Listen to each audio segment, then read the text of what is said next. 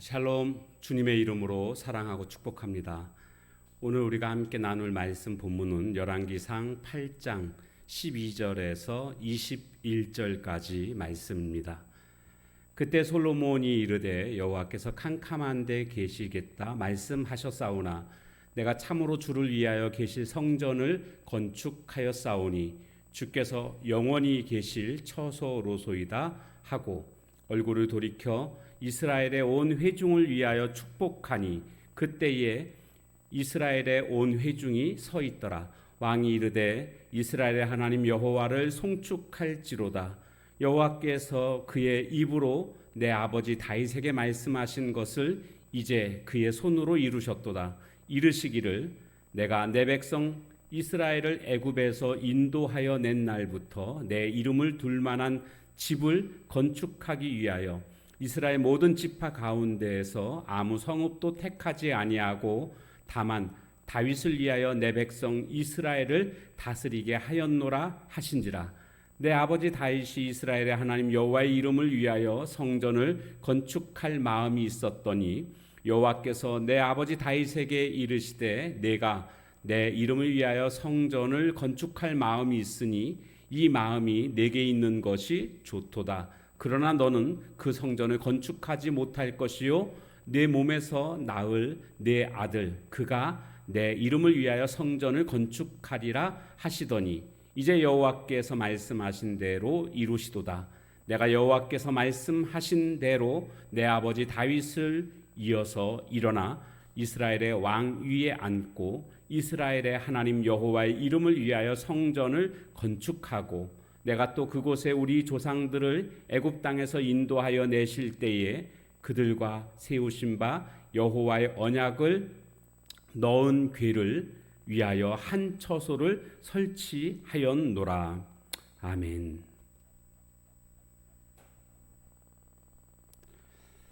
자, 12절 말씀 보면 그때에, 여기 그때라는 것은 이제 언약궤를 다윗성에서부터 성전, 지은 성전으로 옮기게 됩니다.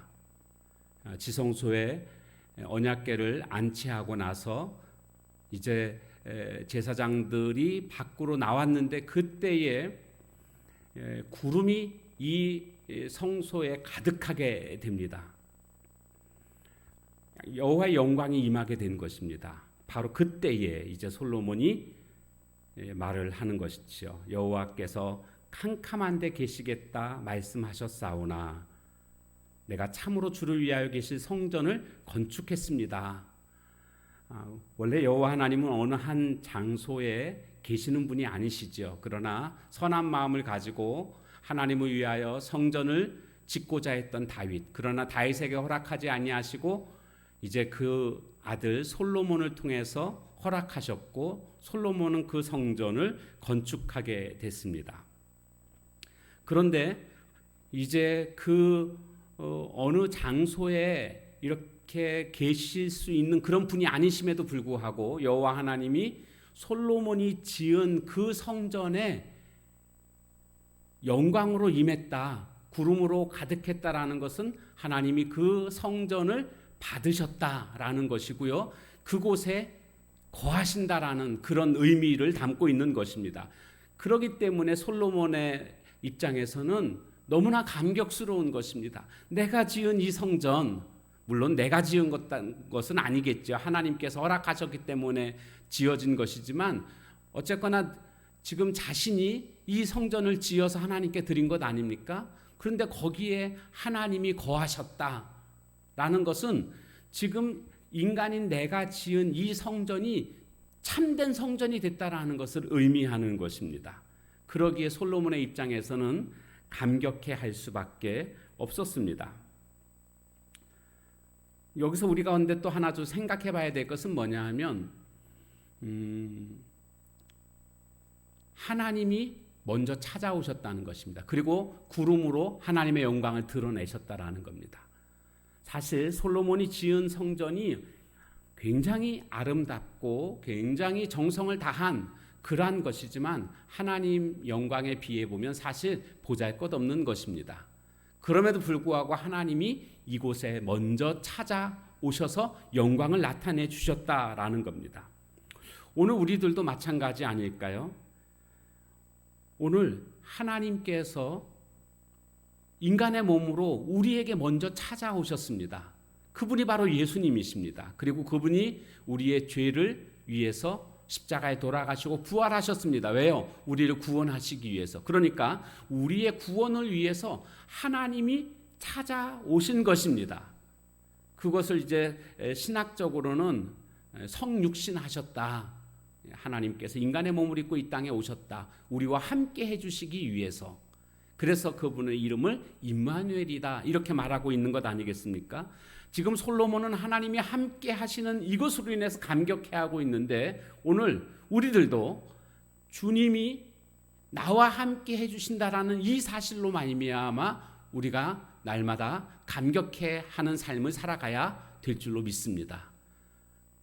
하나님이 우리와 함께 해주시기 위해서 인간의 몸을 입고 오신 분이 예수님이시고 예수님이 부활 승천하시고 보내주신 분이 바로 성령님이십니다. 그 성령님이 우리 안에 계십니다.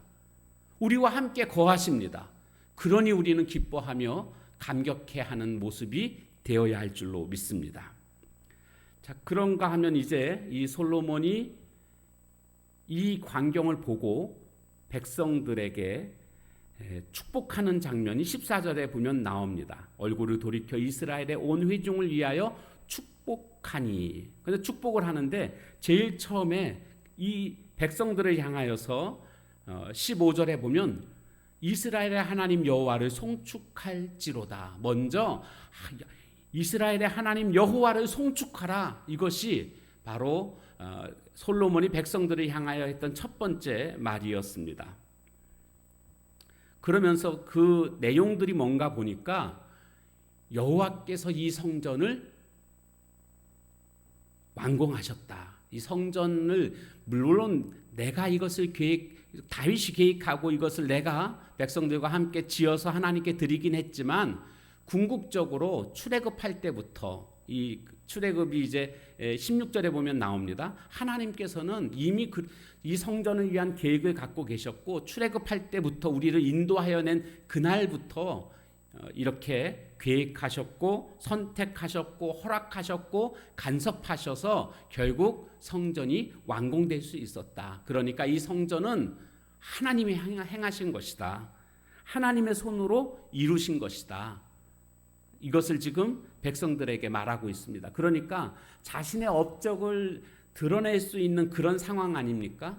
그럼에도 불구하고 솔로몬은 자신이 한 것이 아니고 하나님이 이루신 것이라고, 이 성전 건축은, 성전 완공은 하나님이 이루신 것이라고 그렇게 말을 하고 있음을 보게 됩니다.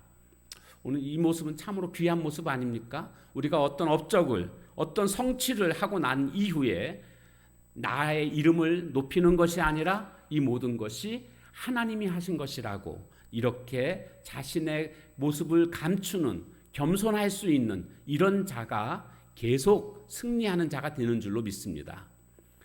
솔로몬이 바로 이렇게 하나님께 영광을 돌리는 모습을 통해서 오늘 우리들도 삶의 모습 속에서 날마다 그리고 계속 하나님의 영광만을 드러내는 삶이 되어야 합니다. 자, 그런가 하면 이제 마지막 20절과 21절에 가보면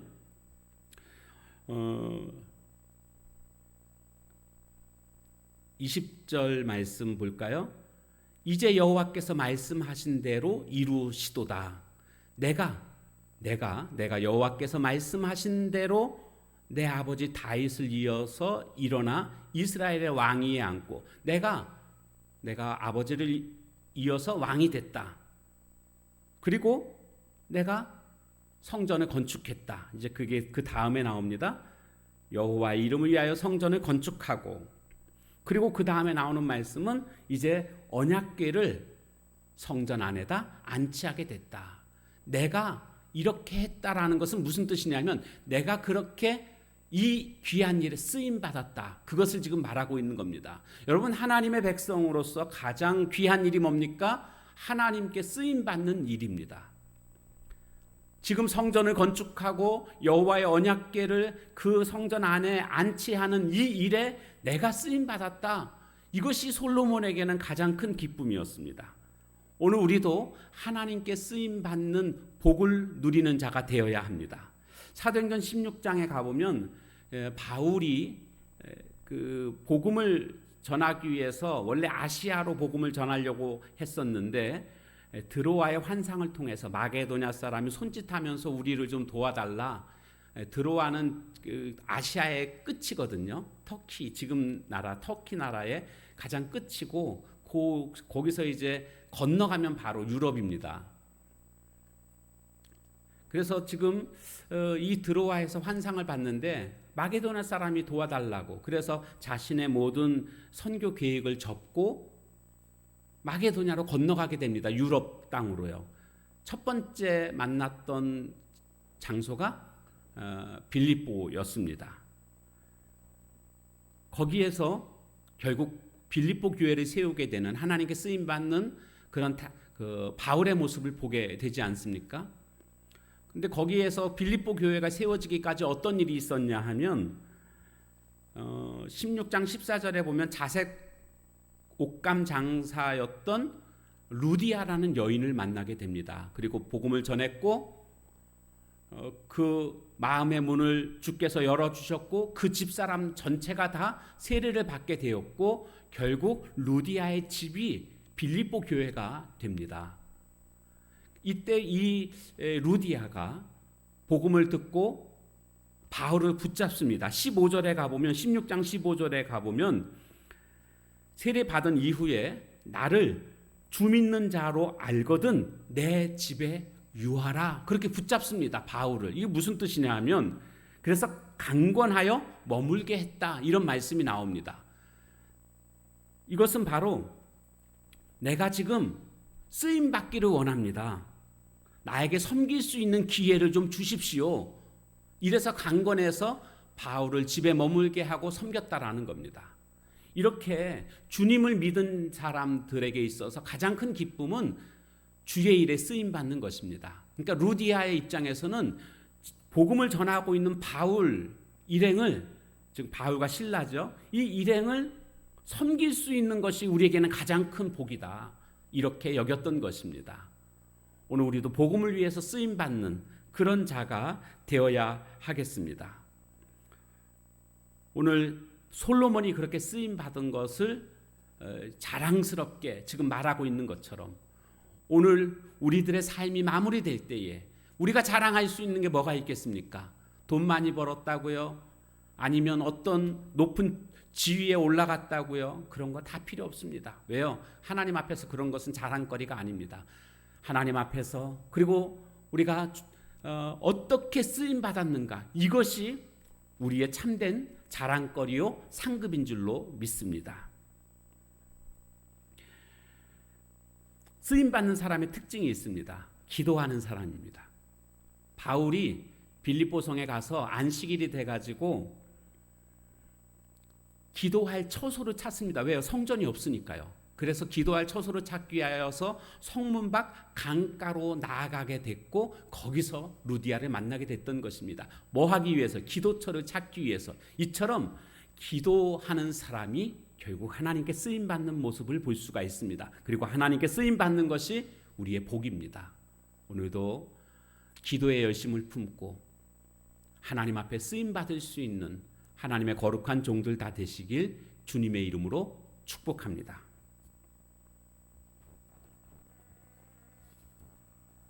찬양하겠습니다.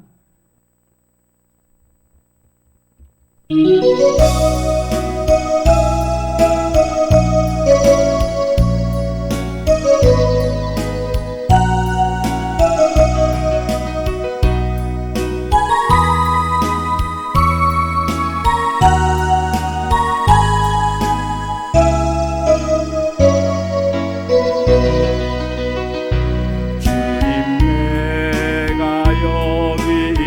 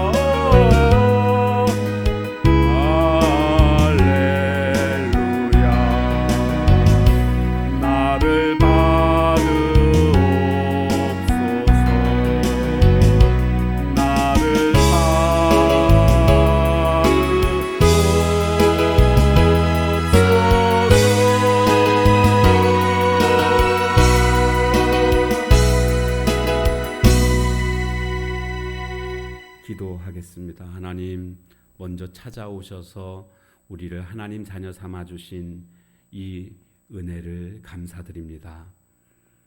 솔로몬이 하나님이 그 성전에 거하심으로 감격해하며 기뻐했던 것처럼 오늘도 하나님께서 예수님으로, 그리고 그 예수님이 승천하시면서 성령님을 보내주심으로 우리 안에 성령님이 계신, 성령님이 거하시는 것으로 인하여 감격해하며 기뻐하며 살아가는 저희들 되게 하옵소서.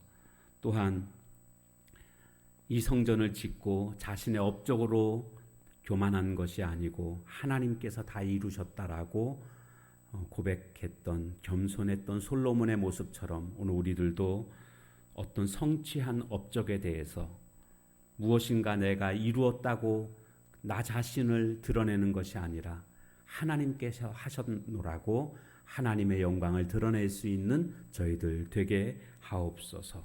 또한 이 일에 자신이 쓰임받은 것에 대해서 감사해야 하고 이것이 복임을 증거하고 있는 솔로몬처럼 오늘 우리들도 하나님의 일에 쓰임받는 것이 나에게 있어서 가장 큰 복이요 상급임을 알고 하나님 앞에 조금이라도 더 쓰임받을 수 있는 그런 오늘 우리들의 인생이 되기 위하여서 힘쓸 수 있는 삶이 되게 하옵소서. 그리고 쓰임받은 이후에 누가복음 17장 말씀처럼 나는 무익한 종이었노라고 또한 그렇게 고백할 수 있는 자가 되게 하옵소서.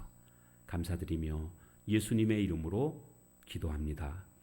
아멘. 주신 말씀 붙들고 기도하는 시간 가지시기 바랍니다.